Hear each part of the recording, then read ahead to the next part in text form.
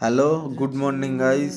তো দেখতেই পাচ্ছ আজকে ছিল 15ই জানুয়ারি 2026।